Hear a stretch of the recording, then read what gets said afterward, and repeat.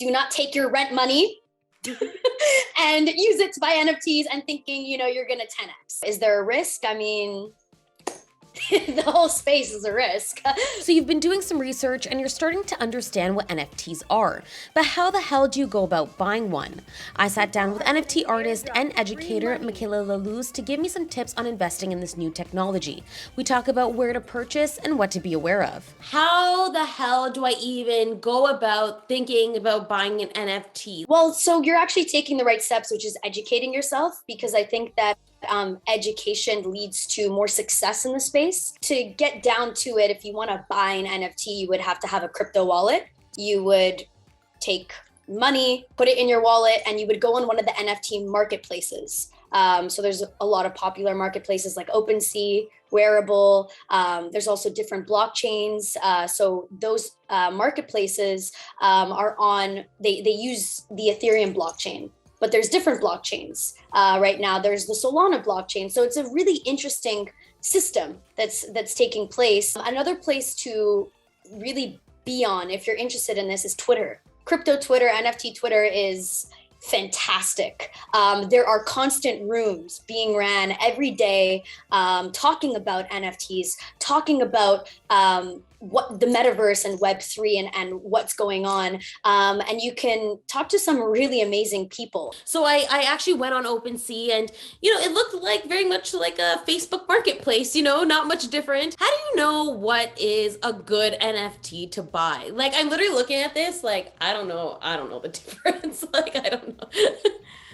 I feel like it's almost like a personal thing or like a community thing. If you're on like NFT Twitter and on Discord and you're in these different communities, it's kind of like word of mouth, what's something that, could be interesting. I have a couple of rules when investing into NFTs. Rule number one is don't invest with money you cannot afford to lose. Do not take your rent money and use it to buy NFTs and thinking, you're going to 10x.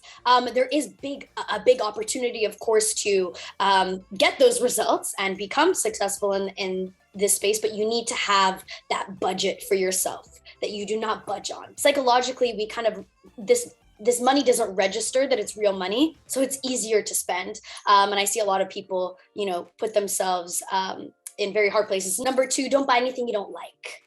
Okay, like what I mean by that is, this can go two ways. So you have artists and then you have collectibles. So do you like the artwork or is there utility?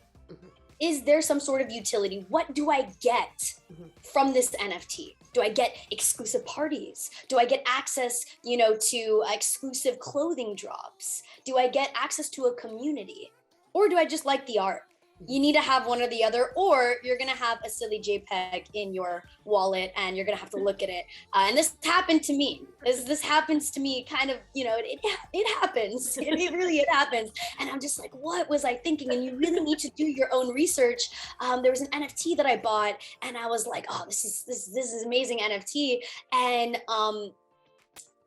it was like to enter a game. And I missed the entry of the game. So now I just have this NFT just there, and you're going to see a lot of like influencers pumping things. Be very careful with that because I listened to an influencer and I got that NFT and then it wasn't worth anything, still not worth anything. And I just have it reminding me that this is the situation and to not like that I should listen to my rules. And if anybody tells you that it's going to be worth $1 million, you should be careful because people who are serious don't really talk like that in the space. There's a lot of scams going on, a lot of phishing. Phishing is like, when if let's say you're on OpenSea, you want to make sure on OpenSea.io and no numbers or letters or whatever are switched. It's not .com, it's .io. You really want to make sure that you're on the right sources and using the right links because again, in a decentralized place, you are your own bank.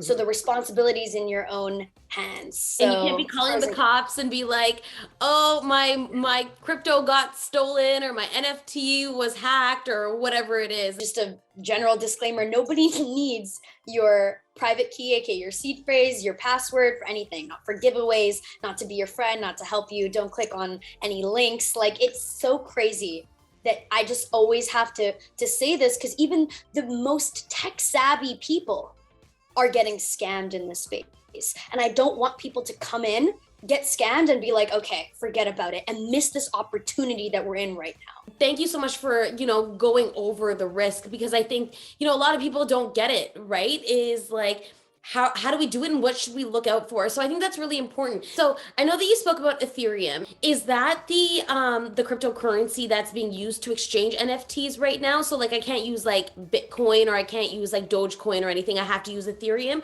Or is that what you're saying, that there are different blockchains, and then different blockchains use different cryptocurrencies to buy and sell NFTs? Yeah, great question. So there are different blockchains right now that are being used to buy and sell NFTs. And just think about it like Bitcoin is the first it's the first cryptocurrency. So it's kind of like gold. And then you have Ethereum, which comes right after. You can build NFTs on the Ethereum blockchain. You can also build NFTs on the Solana blockchain. Can you build NFTs on the Bitcoin blockchain? You can, but it's very hard. So it's just not happening right now. So Ethereum is the most popular. Do you think that poses any risks to buying and selling NFTs, that it's only exchanged through this one currency? Well, it's not only exchanged through this one currency. There's Solana blockchains. It just has different marketplaces. And right now, the most popular marketplace uses the Ethereum blockchain. Is there a risk? I mean, the whole space is a risk.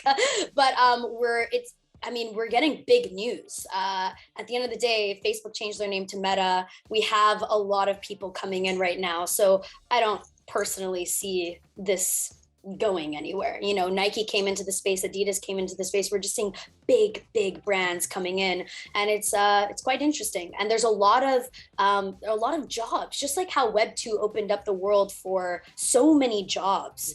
There are so much opportunity for Web3 right now. Thank you so much for your time, Michaela. This was very informative. I very much look forward to our next conversation. Thanks for watching, and make sure to like and subscribe to our Narcity channel to see more great content.